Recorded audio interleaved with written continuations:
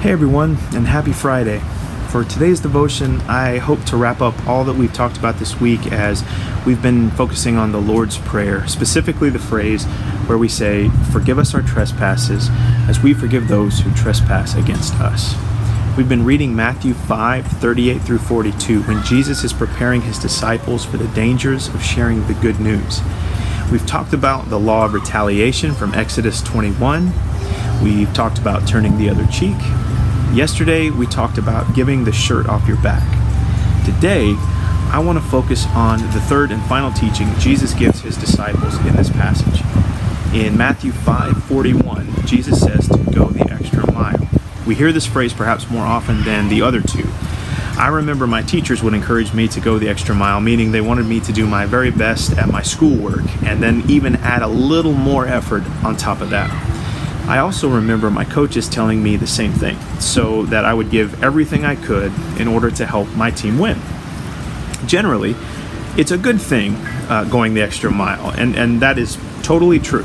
But once again, the way we use this phrase is different from the way Jesus was using it.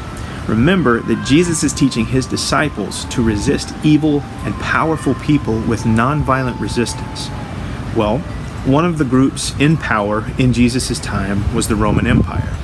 Jesus lived his entire life under the Roman rule, and the Romans ruled over his homeland, which the Romans called Judea. Under Roman rule, life was not easy or nice.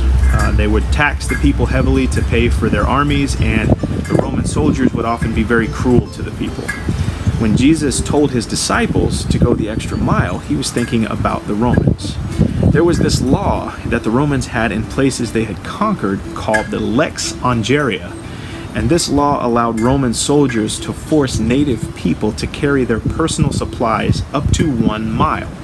Now, the pack of a Roman soldier could weigh between 60 and 100 pounds. If you want to get a sense of how heavy that is, find some heavy objects around your house and put them all in a suitcase and weigh that and carry that around for a while. But imagine having to do that for a whole mile.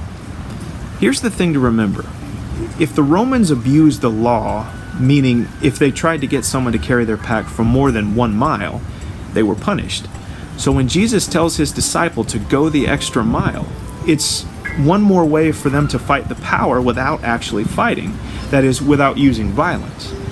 If a Roman soldier were to ask one of the disciples to carry his pack, Peter or Andrew or John, for example, could have simply kept going beyond that mile, and it would have gotten the soldier in trouble. So now we have 3 ways Jesus taught his disciples to use nonviolent resistance against powers or people that were hurting the ones Jesus came to save. And the idea beneath all of this is mercy. Mercy can take power and control away from people who abuse it.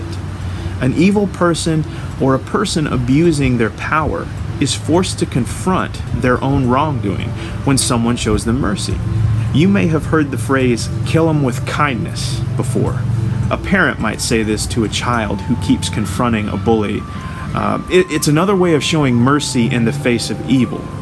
Now, I want to be clear, we should never be happy that an evil person is shamed by mercy. We should be happy because mercy offers everyone, whether they're good or bad, an invitation to be restored to community. And that's the whole reason Jesus came, to restore all of us to the community of God while we were imprisoned by our sin. We've been given the greatest mercy ever known, and now it's our job to resist the evil in this world today by sharing that same mercy. That's what we mean whenever we pray, "Forgive us our trespasses as we forgive those who trespass against us." We're asking for God's mercy, and we're asking for the opportunity to share God's mercy with others. So for your devotion tonight, I invite you to read Matthew 5:41. Then skip ahead to Matthew 6. Reread the Lord's Prayer in verses 9 through 13, and then keep reading the next 2 verses, 14 and 15, because they will emphasize the importance of mercy for others and for us as well. Finally, talk about how you've been shown mercy in the past, and think of some people that might need your mercy right now. I challenge you to reach out to them. Tomorrow is Saturday, which means I'm going to take a Sabbath day, and I won't be posting a new devotion. So my next devotion will hopefully drop Monday evening, and we'll start thinking about the next phrase in the Lord's Prayer. But I do have a special invitation for you. Sunday night at 7:30 p.m., I want to invite all youth to join a virtual hangout I'm hosting over Zoom. So when I send out this devotion, I'll also send out the link that will help you join the hangout, as well as some instructions if you've never used Zoom before. I hope that many of you can join me for a brief time to catch up, and we can talk about this strange, confusing, and perhaps scary time that we're all in together. Until then, stay healthy, stay safe. Feel free to share this video with your tribe. I hope to see you soon.